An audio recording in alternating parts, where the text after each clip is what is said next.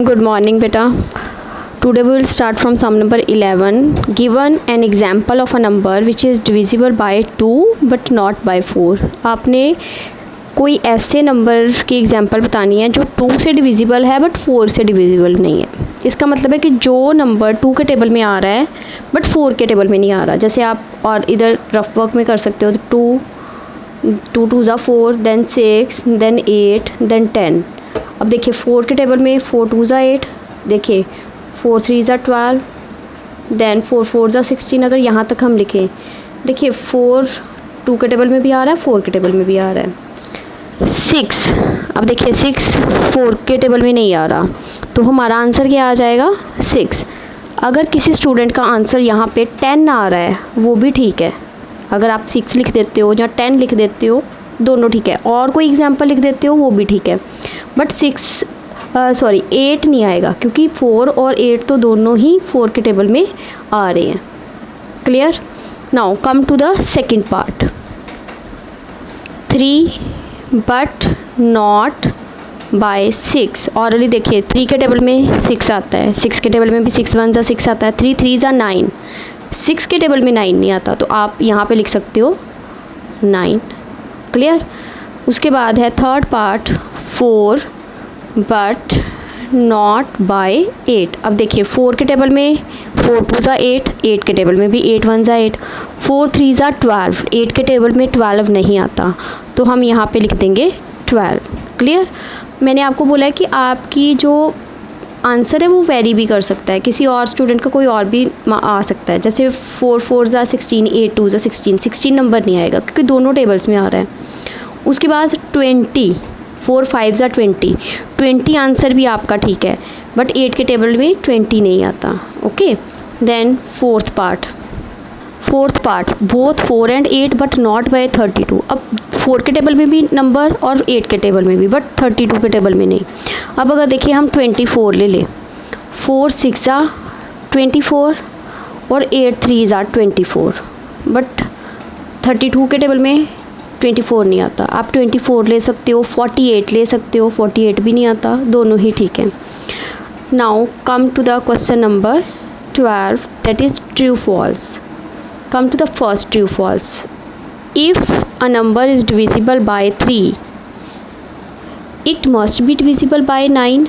कहते हैं अगर कोई नंबर 3 से डिविजिबल है तो क्या वो 9 से भी डिविजिबल होना चाहिए। अब देखिए 3 के टेबल में हमारे पास क्या आता है, 3 2 ज़ा 6, 9 के टेबल में 6 नहीं आता, कहीं पे भी नहीं आता 9 के टेबल में 6, तो ये गलत हो गया, फॉल्स हो गया। समझ आई है? 3 के टेबल में 6 आता है। कहते हैं कि जिस नंबर से 3 से डिविजिबल होता है, क्या वही नंबर 9 के टेबल से भी डिविजिबल होता है? No. Second part, if a number is divisible by 9, it must be divisible by 3। ये ट्रू होगा क्योंकि 3 फैक्टर है 9 का, तो जो नंबर 9 से डिविजिबल होगा वो ऑटोमेटिकली 3 से भी होगा। कैसे? अब देखिए 9 2 ज़ा 18, 3 के टेबल में भी 18 आता। कोई और नंबर लेके देख लो, 9 4 ज़ा 36। अगर आप 3 का करो 12 3 ज़ा 36, कोई भी नंबर ले लोगे जो 9 से होगा वो 3 से भी होगा, तो ये आ गया true. Third part, look at the third part. If a number is divisible by 4, it must be divisible bye 8। Same first, अगर कोई नंबर 4 से डिविजिबल हो रहा है, अब 4 के टेबल में 8 आता है, 8 के टेबल में भी 8 आता है, 4 के टेबल में 12 आता है, बट 8 के टेबल में 12 नहीं आता। ठीक है, तो इसका मतलब है ये भी फॉल्स हुआ। Fourth part, if a number is divisible bye 8, it must be divisible by 4। Same second, क्योंकि 4 फैक्टर है ना 8 का, तो जो नंबर 8 से डिविजिबल होंगे वो 4 से तो होंगे ही। जैसे अब कहते हैं 4 से जो नंबर 8 से जो डिविजिबल हो रहे हैं, 8 2 ज़ा 16, 4 4 ज़ा 16, 8 3 ज़ा 24, 4 6 ज़ा 24, कोई भी नंबर लोगे वो डिविजिबल होगा ही। फिफ्थ पार्ट, बेटा look at the fifth part. A number is divisible bye 18 if it is divisible by both 3 and 6। देखिए अब आपको क्वेश्चन क्या है, अब इफ़ देखिए बाद में इन्होंने दिया है, बाकी 4 पार्ट्स में इफ़ पहले था। अब क्या है, कहते अगर कोई नंबर 3 और 6 से डिविजिबल होता है तो क्या वो नंबर 18 से भी डिविजिबल होगा।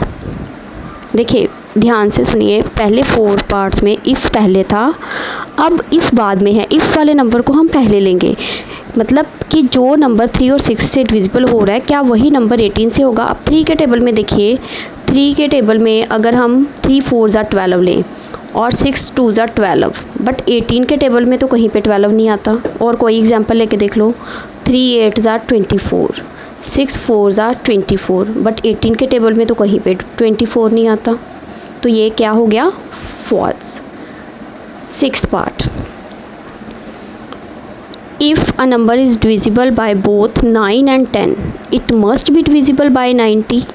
अब देखिए इफ़ पहले है, अब कंडीशन क्या है कि 9 और 10 से कोई नंबर डिविजिबल हो रहा है, 9 से भी होना चाहिए 10 से भी होना चाहिए, तो क्या वो 90 से भी डिविजिबल होगा।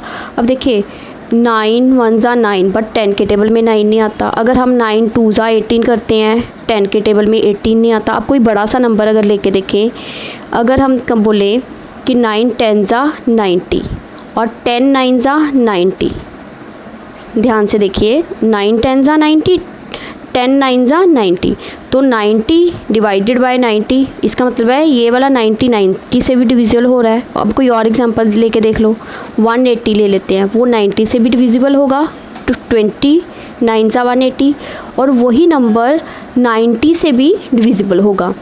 ओके, देखिए अगर आप 180 ओवर 90 करते हो, in the same way it will be divisible. देखिए बेटा 180 जो है 9 से भी डिविजिबल है, 10 से भी डिविजिबल है, ओके, और 90 से भी डिविजिबल है। तो इसका 6th पार्ट का आंसर हमारा आ गया true. Next come to the 7th part, if a number exactly divides the sum of 2 numbers it must be divisible the number separately. अब इसका क्या मतलब है 7th पार्ट का, आपको मैं एग्जांपल लेके बताऊंगी।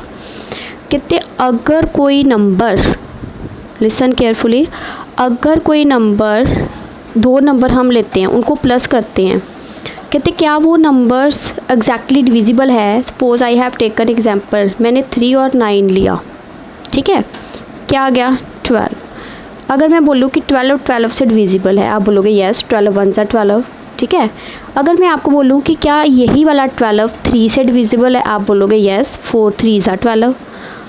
तो क्या ये 12 9 से भी डिविजिबल है? नो, 9 के टेबल में 12 नहीं आता। इसका मतलब है अगर हम कोई 2 नंबर्स को प्लस करते हैं, लिसन केयरफुली, अगर हम कोई 2 नंबर्स को प्लस करते हैं, जो नंबर प्लस करके आया वो किसी नंबर से एग्जैक्टली डिविजिबल है, बट वो सेपरेटली डिविजिबल नहीं है। कोई अगर आप कोई और एग्जांपल देख लो, 4 + 8, देखिए 4 के टेबल में 12 आता है, बट 8 के टेबल में 12 नहीं आता। अगर आप बोलो 6 + 6 की एग्जांपल लेते हैं, फिर ठीक है, बट हमें पता है कि जब ट्रू भी आ रहा है, फॉल्स भी आ रहा है, दोनों पॉसिबिलिटीज़ हैं, तो हम फॉल्स लिखते हैं। Is it clear? Because we have the reason, हमारे पास रीज़न है कि ये डिविजिबल नहीं हो रहा। Next 8th part, if a number divides 3 numbers exactly it must divide their sum exactly. कहते अगर कोई नंबर 3 नंबर से एग्जैक्टली डिविजिबल है, जैसे मैं कोई भी ले लूँ, 3 नंबर्स ले लूँ, 4 ले लिया, 6 ले लिया, 8 ले लिया। अगर मैं बोलूँ कि ये तीनों के तीनों नंबर 2 से डिविजिबल है, तीनों डिविजिबल आ रहे हैं ना, 2 के टेबल में 4 आता है, 2 के टेबल में 6 आता है, 2 के टेबल में 4 आता है। कहते ऐसे कोई हमने नंबर्स लेने हैं जो तीनों नंबर्स एग्जैक्टली डिविजिबल हों, ठीक है। कहते इनको प्लस कर दो, उसके बाद क्या उनको प्लस करने के बाद 4 + 6 10, 10 + 8 18, कहते क्या प्लस करने के बाद भी वो 2 से डिविजिबल होंगे? यस। देखिए 3 नंबर हमने लिए जो एग्जैक्टली डिविजिबल थे, कहते उसके बाद उनको प्लस करने के बाद भी वो सेम नंबर से डिविजिबल हो रहे हैं। यस, तो इसका आंसर हमारा आ जाएगा true. Now come to the 9th part, if 2 numbers are coprime at least one of them must be prime number. ये पिछले आपको 2.3 में भी मैंने समझाया था। कहते अगर कोई नंबर को प्राइम है तो उनमें से एक नंबर प्राइम नंबर होना ज़रूरी है। प्राइम नंबर भूल तो नहीं गए? प्राइम नंबर पता था ना, जो अपने ही टेबल में आते हैं। अब देखिए जैसे मैंने 15 और 16 लिया, ये भी को प्राइम है, आपको बताया था।